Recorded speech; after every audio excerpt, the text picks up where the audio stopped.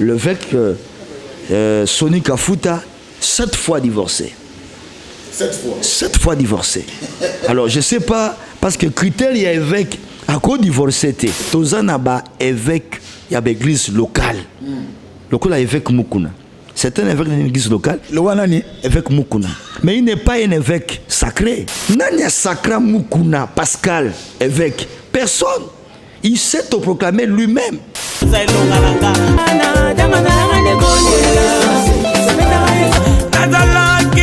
Lobi moto ya kolela lelo yo kalanga ina koseka lobi moto ya bilelo lelo kalanga ina kodatola elonga elonge na suina sana boke seni na ba oyo mosusu ami benga kapa zambe ya bala lokola yo mosusu azalite.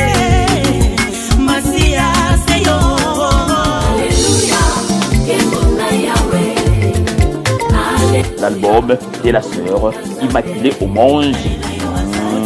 Avec boas músicas, entra dentro de coração, entra, conversa contigo.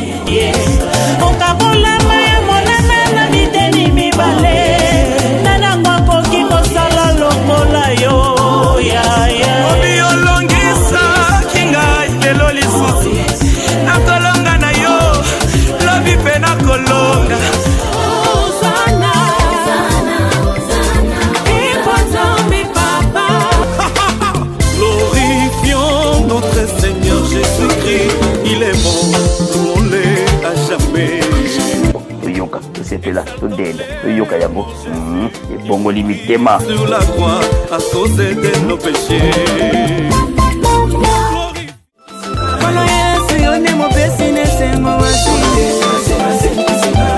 Maman Immaculée au Manji, le pala samba c'est qui yo toi inanda tobete la le pala Myriam.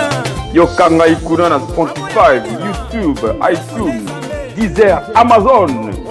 Vraiment c'est l'œuvre de Dieu.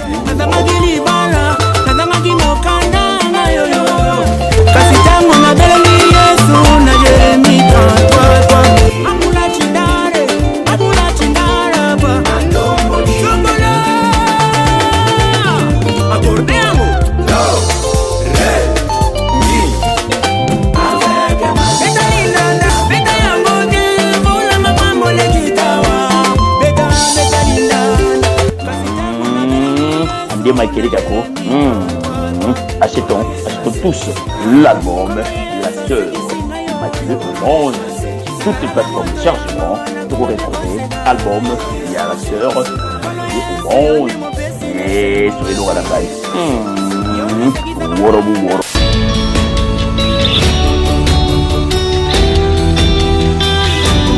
Je crois que tu es dans ma campo de Sabino. Bitumba. Tu as DRC, tu as El Paris, El Maison Mère. El Maison Mère, ils allaient à El Maison Mère, ils allaient.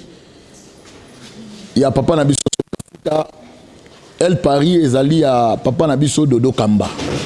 Et Lelo, coûte notre lo baboye, bana kata justice, n'habite pas pasteur ba umo fundama. Mais, on a recevoir un homme de Dieu. C'est un père, Baza Bato Baïbi vraiment profondément, même ba réveil, Baïbi peut ba vérité. Ensemble avec lui, j'ai découvert un peu la vérité.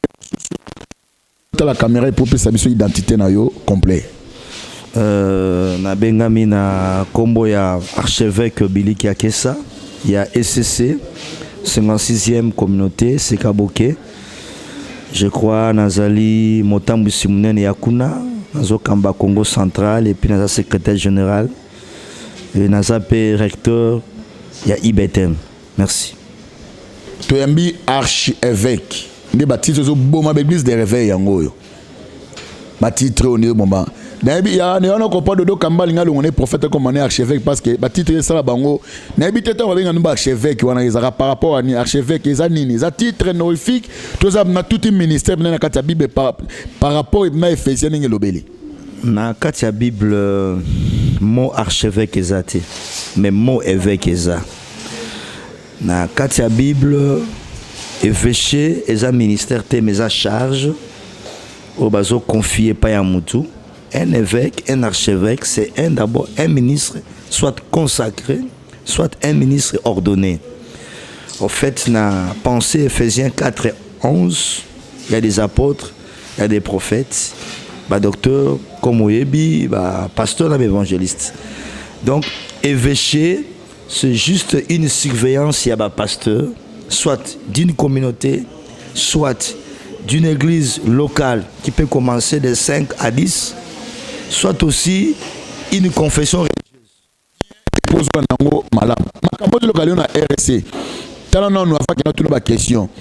Est-ce que c'est biblique ou c'est pas biblique? Actuellement, la carte RSC. Mosakoli Eric, on a vraiment vérité. Et ça passe mingi. Comme on a que église, Yankolo et Kominaba, Makambo Tozo Kalelo, Petozo Mona. Et ça, ils sont pas si makas. Comme on a évêque, baso fundana, évêque, bazana domaine, il y a une compréhension totale. Et comme le col forme à deux camps, et ce qui est encore choquant, avant justice, tout le monde il y a tribunal de paix à Kassavubu, mais il y a eu aussi des injures de part et d'autre. Donc ça fait vraiment très mal, très mal. Et on comprend directement qu'il y a influence politique et continue à cette église.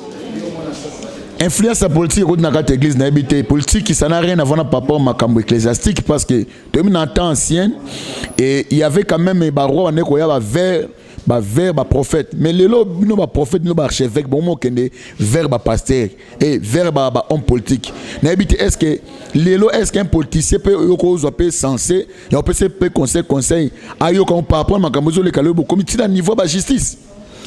Problème est que par rapport il y a ancien temps, Tomoni église est qui place moko dans l'état.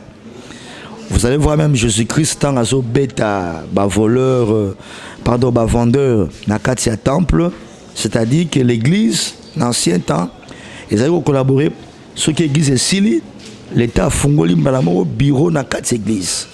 C'est comme ça que na tango ya kala roi bakonzi atawana qui n'a respect na basala nzambe mais l'église et l'état ils sont scindés et comme le col a déformé institution c'est-à-dire église à part l'état pas à part mais sauf il faut que l'état a collaboré dans l'église peut collaborer dans l'état mais église a fandi na mabele mais a outil likolo mais l'état a na mabele mais comme l'église a outil likolo il faut pe ato sa orientation ya tata nzambe waza likolo mais si que l'automoni que église a lelo ils ont respecté mingi makambo yase mais ils respecté makambo likolo te yango zo créer makambo wana les comme intérêt personnel voilà.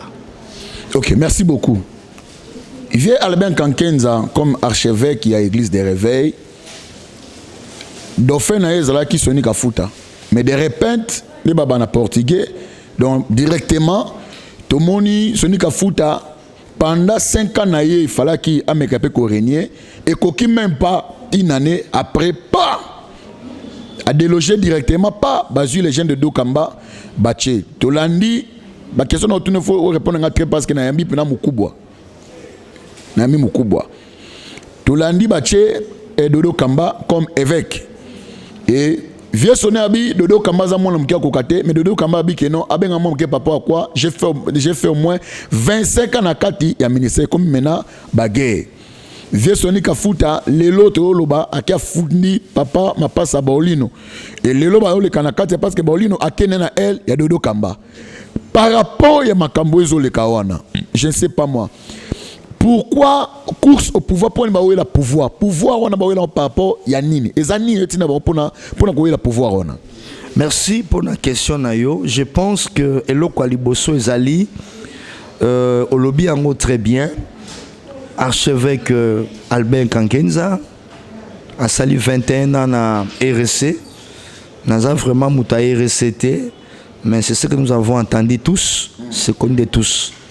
Mais tu as qu'avant Kende, il n'y avait pas modification, il y a statut na règlement d'ordre intérieur. D'abord d'abord ya liboso yango wana. Ya mibale tango basololi na évêque général qui est son frère, son ami de longue date. Je ne sais pas comment il y a eu des clauses, mais loko est important na temps moko bazaki déjà na ba conflit na bango dès le départ. Juste tango évêque Soni Kafuta ba investir, il y avait des mésententes, il y a les Cambia archevêché, il y a Albert Kankenza voulait que ba koti sango na statut et puis ba ngaki ba émettre les Cambia les milk. Mais le évêque général Soni Kafuta avait refusé. Et puis à un moment tango makambu ya confession ndengezalaka chaque mois, il y a des droits de veto et bimaka. Ça n'a pas avantage belé zalaka na katia makamwango, ce qui est fait que ba conflit et susuko kobana makamwana parce que l'église d'aujourd'hui tango yo batikeli yo il faut y ba pe koye ba ke muto atikeli yo comment tu dois aussi kozanaye. Donc quand on parle de rapports administratifs, c'est pas seulement des rapports verbaux, mais il y a aussi des rapports en termes de finances et de matériel. Il y a un conflit à Misatou. Et le quatrième conflit, il y a un problème, il y a l'Ikambouya Seni, comme a dit l'évêque général Soni Kafuta, dans la conférence de presse Oya Salaki. En fait, les Kamnabangomi les a départagés. L'archevêque a ses torts, l'évêque général aussi a aussi ses torts. Donc, Bangomi Balé Bazan a tort. Parce que, na Kolanda Penza Boye, manière oyo ba destituer eza yangote et que penza bien té nangambu pe avec général Soni Kafuta, nous allons aussi remarquer que ba benga kiyepe na tamoko en fait abano tambana cabinet, mais il était aussi loin. Il y a conseil d'administration, to ya ba conseil des évêques au Bazali kokamba manakati na RC. On lui a fait appel à 2 reprises, il a refusé. Ce qui est fait que nangambu archevêque il y avait aussi un tempérament à l'écolo. Mais chose grave, l'archevêque Azanangamba Kasai, Dodo Kamba. Parce que quand on dit révérend prophète, c'est bizarre. Les mots révérend est collé dans révérend pasteur, dans révérend docteur. Révérend apôtre est à la raté, révérend prophète est à la raté. Il y a que les révérends pasteurs et les révérends docteurs. Mais tant que commis ma Bible a investi. Parce que l'Ikambouya, qu'on a 25 ans dans le ministère, qu'on a 30 ans dans le ministère, nous ne les comptons pas par rapport à la conversion à Bisso. Nous les comptons dans le Moukolo, où il va consacrer. On commence, il y a une date, dans la vie à Moussa Nzambe, dès les jours de sa consécration dans les ministères. Bon, quand il parle de 25 ans, je ne sais pas. Je ne sais pas, mais dans la Boye, évêque Soni Kafuta, général Azam Kolonaï. Donc ce qui a relobake, Aza Petit Panaïté, c'est archi faux. Azam Konaye, il doit dire respect, même s'il y a des problèmes qui doivent arranger. Mais dans la justice, moi je pense que solution qu'on peut s'amater. Je pense qu'un jour, bah qu'on revenir pour bazonga basolola. Je pense que c'est ça. Ok, merci beaucoup. Nali un peu na mekape otuna yomotuna et désordre o ilelo ezozana kati ya église des réveils. Source nango parce que yo zampaka. Je crois que yo moi ba histoire moi ba histoire ko yo bango. Source o zo créer lelo l'église des réveils ba problème oyoyo. Ko kabwana o ba haine o l'église des réveils comment ba poison, ba jalousie. Source nango à principe et outil wapi. Bien sûr, dans Otiko, la Kisayo Awa, il y a plusieurs sources. Mais ils ont une source il faut bien éclairer opinion. L'archevêque Albert Kankenza n'a pas bien libéré Kitinaye, il y a chef de confession religieuse. A Pessiango na mitema mibale. Ça aussi on doit se dire des vérités. Parce que l'évêque général Soni a dit jour avant, un jour ou 2 jours, il y a vote. Bazaro soit na bureau na été. Donc c'est que moté manaye, ezaki malamoté. Et puis on nous a fait révéler que l'archevêque disait na siège na que va voter évêque général Sonité. Mais ce qui a fait que l'élection à RC, on a voté massivement. Je crois que c'était à 97%. oba votaki avec Soni Kafuta. Et Azaki sikoyo obligé. Donc déjà haine et bandaki à partir yawana. À partir yawana parce que lui n'a pas calcul naie azomonake à part la foi abondante, les recettes ça lui appartient parce que arrêter un ministère et pesami na maboko naie. Et il a été parmi bateau Wazaki vraiment likolo makasi pendant la démarche que l'église de réveil et Mukanda. Alors pour l'archevêque Albert Kankenza, il pense et il rêve toujours que esa église naie. Oh, on peut aussi être béni à foi abondante, on peut aussi être béni dans Kankenza ministry, on peut aussi être béni dans Makamusus. Alors pour l'évêque général Soni Kafuta, naba révérend Jacques Bosco Kindomba, ba monique lui ne peut plus mettre la même mise parce qu'il a fait 21 ans, on lui a accompagné. Il faut que Moninga payer, accompagner. Parce que l'évêque général nous fait révéler que lui aussi a supporté beaucoup de faiblesses et panaillé. Pourquoi pas aussi lui aussi pouvait supporter aussi des faiblesses. Il y a Moninga l'évêque général Soni Kafuta. Ali Ambongo, soi-disant, il y a Seni, il y a Rossar Malonda. Ceux qui paient à Zopé au mon côté, ils pouvaient gérer ça. Mais les Soni, secret, et c'est la honte pour l'église. Vraiment la honte. Donc en un mot, moi je pense que l'archevêque Albert Kankenza n'a pas ces soucis. Il y a Kotika totalement l'église de l'éveil. Et ça c'est très dangereux. Et même le qui évêque général a continué mandat. Toi Kolongwa, moi je souhaiterais à Longwana Ekaka parce que ce qui a forcé que dans l'église à travailler dans Kimiate. C'est déjà très mal parti. Ok, merci beaucoup. C'est déjà très mal parti. Nengelobi est pas archi évêque Otozanaye ensemble awawa.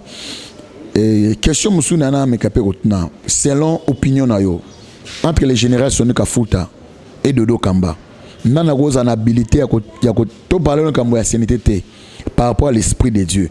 Par rapport à l'issue prophétique entre les générations de Kafuta et les Dodo Kamba. Tu peux ya kozwa o ezali charge oyo ya remarcher nango. Merci. Question moko vraiment pertinente.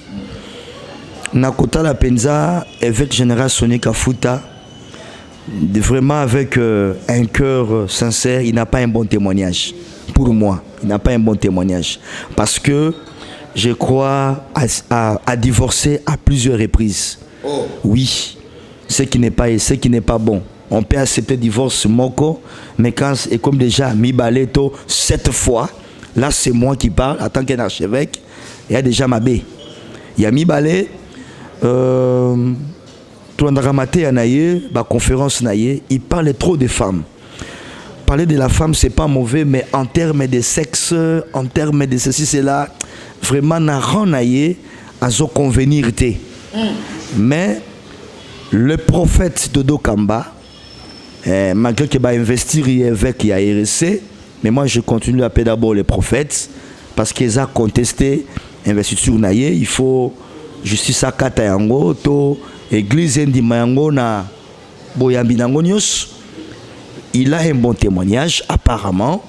Il faut aussi un bon travail. Peut-être qu'il y a ma bé mon côté. Mon côté. Et jusqu'à présent, na liba naye ezapé ya koninganate. Tandis que l'évêque Soni Kafuta 7 fois divorcé. 7 fois divorcé. Alors je sais pas parce que critère il y a évêque à quoi divorcé. Critère évêque à quoi divorcé. Mais quand déjà un évêque a 7 fois divorcé, beaucoup de évêques dans le sens ni n'a problème ni. Et puis je me souviens un jour dans la conférence Monko dans l'armée de l'Éternel il y a capacité renforcement des capacités. Il a dit que vu les critères naïe à coquille jamais que ça évêque.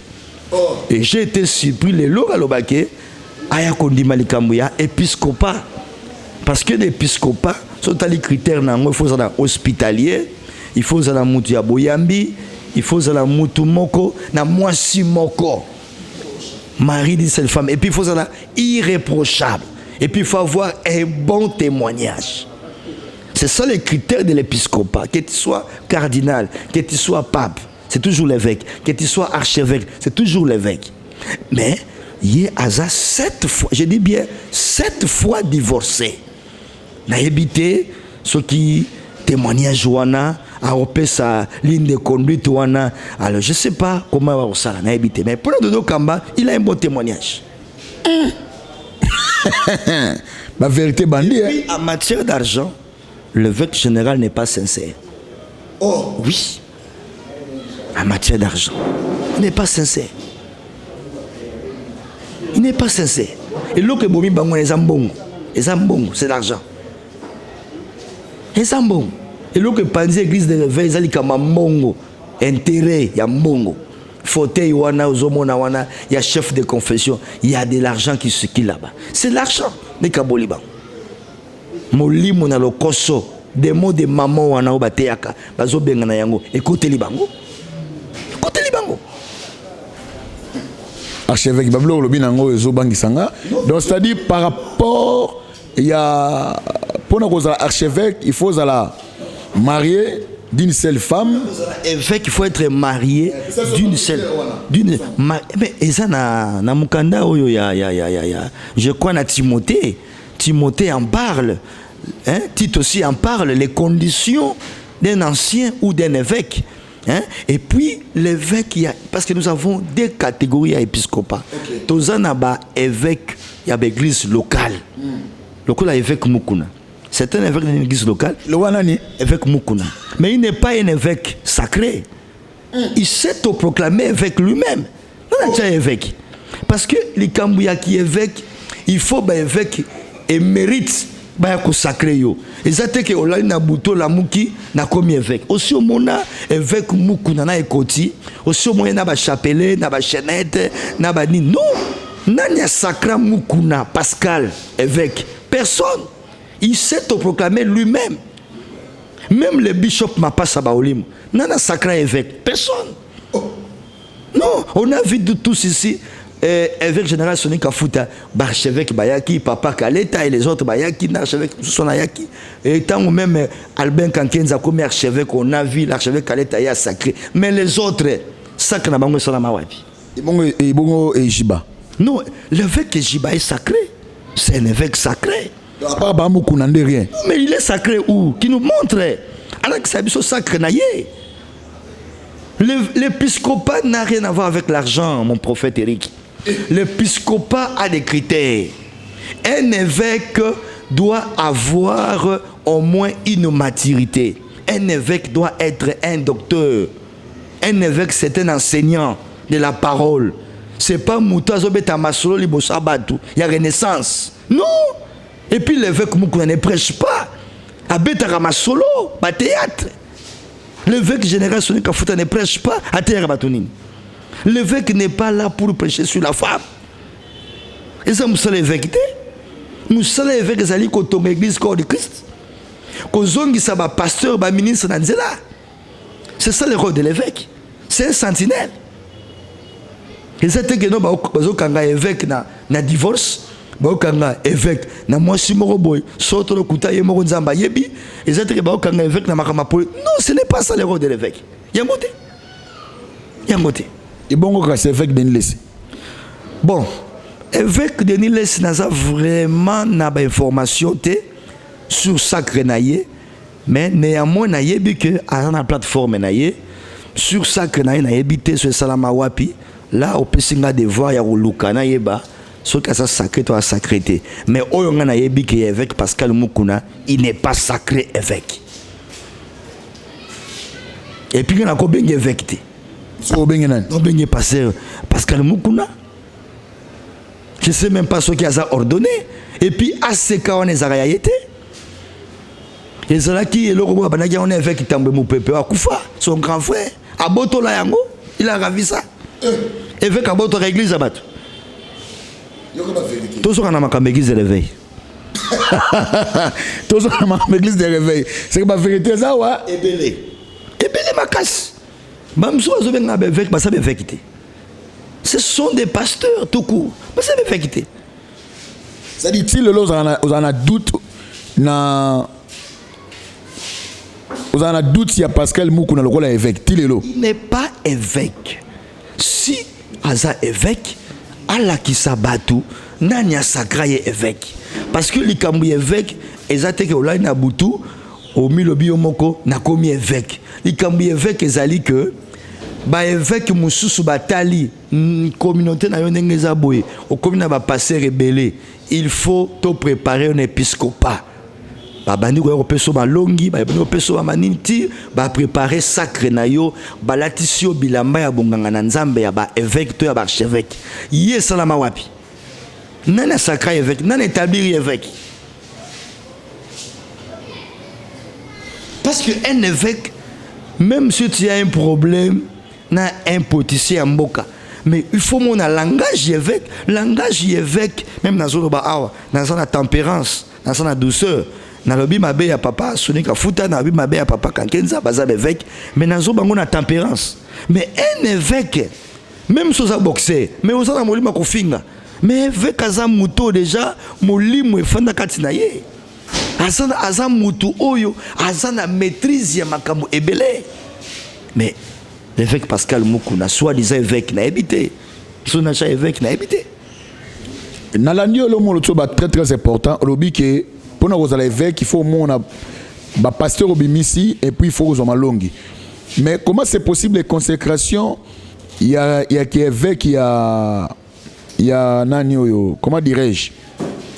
Il y a Sony Kafuta tout le monde place à Zumalongité même à Dodo Kamba tout le monde directement pas maman l'équipe maman évêque. Longi il y a évêque et salamaka publiquement té. Ce qui ba critères est à réuni, ba sali consensus. Ba évêque émérite na ba évêque musus ba yé ba solo na candidat ba consacraka évêque té consécration c'est pour le ministère l'ordination bazo pesa mutu ba acte pastoraux mais un évêque est sacré on sacre l'évêque alors évêque Sony Kafuta on l'a sacré tout le monde qui a c'était publiquement. Je ne sais pas ce qui est là qui n'a forme et à consensus parce que, à l'écart qui n'a vote, c'est que l'Église avait accepté sa candidature. Mais néanmoins, l'Église a oublié qu'il n'a pas un bon témoignage. C'est que c'est là qui critère yamala mouté pour naïe. Les anti-valeurs yamakas. Vous mettez à la tête de l'Église une personne qui est 7 fois divorcée. n'a habité l'église Nzambe Bromimango Wapi. Mais tandis que les jeunes là, Dodo Kamba, le prophète, il est marié à une seule femme. On doit faire maintenant la part des choses. Beaucoup de jeunes, mais lui là, il est marié à une seule femme. A divorcé la moitié n'a été. Mais Nangamboyo, lui, il est 7 fois divorcé. C'est à vous de faire la conclusion. Ngaïti. Ok, merci beaucoup pour la je crois. Tu comme vraiment dans souka notre émission na biso kitoko oh tu vraiment moi mobile pas ya archevêque Billy to yambe pe moi mingi parce que na baki moi makamze belé na yeto so la moi mingi makambo ba toji wana follow bela biso makambo ya ba effort di follow bela biso et continuer to ebité za kindoki je ne sais pas moi chapelon to ebité ya yesu to ebité et puis to solane makambo belé pona baki abenanga abi aza prêt na tout et pour tout et likambu kambu donc makambo pe mo belé loko aza archevêque peut-être na kotuna akomaka archevêque on ndenge nini ndé na kotuna ye na makambo makio na ndenge bandi to kotuna ye. Et puis, il y a une liste de pasteurs rebelles autant même comme bango. Aussi ba baby. Aussi ba baby autant comme na bango. Merci beaucoup papa Billy pour na nengo lekimbala liboso na ebité. Et là on y ko lo ba kota la caméra. Ota la pédan o lobela le général Sony Kafuta ainsi que opé sa conseil pas Dodo Kamba et puis opé sa conseil précisément surtout dans l'église des réveils. Ota ma caméra. Et puis je crois que conclusion est l'église des réveils est une église Nzambe parce que elle contribue peu mingi na kati ya mboka na RDC surtout na aspect ya prière. Là tomoni même catholique ceux qui ont la communauté charismatique c'est à cause ya église des réveils. Même na biso na ba protestant tomoni yango ceux qui doivent continuer à combat spirituel au nom de Jésus. Et ça à cause de l'église de réveil. Aspect à prière et longi makas. Mais place église à réveil et ça li ba fay mouké et ça administration et puis na problème il y a leadership. Leadership na administration et faillir makas. Na kosenga na évêque général Sonika Futa a misongi sakati na ye. Soki église lelo parce que l'église ce n'est pas seulement lui-même na bato bazana ngambu na ye mais néanmoins soki église esengi ke atika. Je pense que tout ça va salir en Zambé. Tout le monde est là après 18 ans autorité morale à FCC. Joseph Kabila Kabange a tiki pouvoir et il y a un autre président à côté. Baza, pasteur lokola bisoté, baza avec lokola bisoté, mais atiki na pété. Si ko biso autosan na molimo mo centre, pourquoi pas ne pas aussi laisser? Même qu'il soit jeune, mais je crois que tu ça ait chance. Papa Sonika Futa autosan na musala makasi na l'armée de l'Éternel, autosan na musala makasi na ba campagne na ba croisade, surtout na fille de Sarah Oyolingaka. Moi je pense qu'il y a toujours un grand travail à faire. Donc c'est l'intérêt seulement de l'argent, c'est pas l'intérêt de Jésus-Christ. Ce qui peut n'angambouya dodo kamba les prophètes, aux prophètes, tu sens une conviction. Il y a aussi que là l'évêque général Soni, ce n'est pas aussi mauvais. Donc bangomi ba lendenge bazawana ba kota lo sambo bazana présence ya Nzambe. Pour l'église Nzambe ça l'a sauvé. Et puis na rolinga na suka so ko permettre nga na pesa ka numéro na nga ya WhatsApp. Pour na sunga batu nyonso o ba ko réagir na répondre bango. Et ce numéro est très facile na 081 617 49 03. Sur betika ka monseigneur qui a que ça anonga bili nabimi. Ya robo mangaite ya ko empoisonner nga pété. Parce que le Congo, l'Afrique, le monde a besoin de moi. Nabandeli 081 617 49 03. 081 617 49 03. Voilà. Ok. Merci beaucoup. Je crois que tu as le numéro. Il y a une question à mon Seigneur dans l'émission précédente. Tu as presque vraiment na souka. Merci na notre chaîne na TV à maman biso Anna Kalambay je crois Mikolo Siko et Bani Nenge Montréal et Sengabi que non il faut tout luka maintenant ba Mikolo pour fan de sa émission. Donc aujourd'hui un archibishop tu habite a outé pas continuer to voyer ba pour ba tenir tout monde qui en a to gati na ndako alors là tu as tenu une explication et puis na écriture to talango papa écrit à expliquer biso tu comprends presque na souka notre émission une émission moko ya malam ba o ba sepeli l'émission yo je crois to boibo réagir bo bengi archevêque to bo commenter na sewana so ba question commenter sur na sewana to ko zonga na Montréal Francis to ko koma yango puis to ko tuna epo akozonga lisusu pour mademoiselle Belé ya koloba je crois to komi vraiment na souka ce qui est soyé te to ko zonga subino bye bye à prochain numéro ciao.